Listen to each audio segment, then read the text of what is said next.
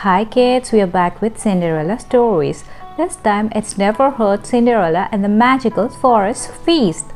Once upon a time there lived a beautiful princess named Cinderella with her prince. She was so kind-hearted. One day she decided to provide a grand feast for all people of the kingdom. The prince was delighted to know that. Cinderella, do you need any help from me? We already prepared the grand feast with royal soldiers and royal maids' help, friends. Oh, that's really nice. I'll meet you at the royal grand feast then, Cinderella. In this same kingdom, there lived the evil stepmother and two stepsisters of Cinderella. They were so jealous of Cinderella's life, they always planned to ruin Cinderella's life. They had an evil box from which they got a locket chain.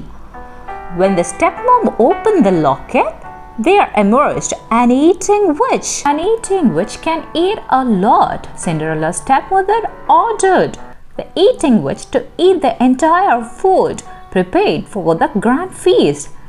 This will ruin Cinderella's reputation in the kingdom.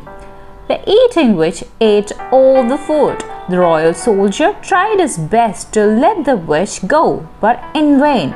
By knowing this, Cinderella felt so sad. She had invited all the people of the kingdom to come for the royal grand feast. What will I do now? Cinderella cried, and she sought the help of fairy godmother. The fairy godmother appeared and replied, "Oh dear, no worries. I will always be there to solve any problems of yours." With a single biggity boo, she made a magical cookbook and flying pumpkin lanterns. Cinderella, you can prepare the feast as per the magical cookbook, but you need to find the magical ingredients from the magical forest.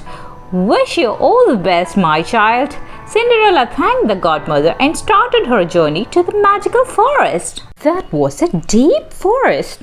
The flying pumpkin lanterns sparkled and made the magical trees shimmer in beautiful golden color. The air smelled of honey and spices. Cinderella and the mice friends were amazed by the magical view of the magical forest. As they entered the forest, they met a wise old owl. The old owl introduced himself. "Hey Cinderella, I'm one of the guardian of this forest. To pass me, you need to answer my riddle." "Oh, sure, Mr. Wise Owl, I'll answer your question," replied Cinderella and the mice friends. The owl asked, "What has seeds but it's not planted?" One of the mice friends replied, "Hey Mr. Owl, I know the answer. It's rice bran. I will eat them and I will not plant it." It's not correct. Say something which is present right here." Cinderella smiled and replied, "It's a fruit, maybe an apple, like the one which is hanging on the apple tree behind you." "Oh, that's correct. You can have the shimmering apples for your grand feast," the owl announced. Excited Cinderella thanked the wise owl and moved further. Then they met a clever squirrel guarding a glowing bush of berries. The squirrel said, "Hey Cinderella, squeak squeak. To pass me, you need to answer my riddle. What's sweet but sometimes sour? Squeak squeak."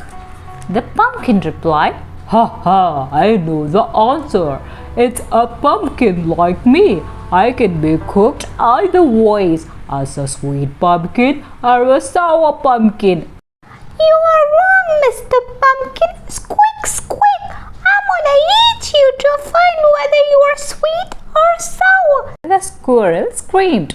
Cinderella grinned and said, "The answer must be berries. Berries are sometimes sweet, sometimes sour." "Hurrah! You are right. You can pick my berries, Cinderella. Squeak squeak." Cinderella appreciated that. And then finally they reached a sparkling stream. There they met a playful fox guarding a jar of honey.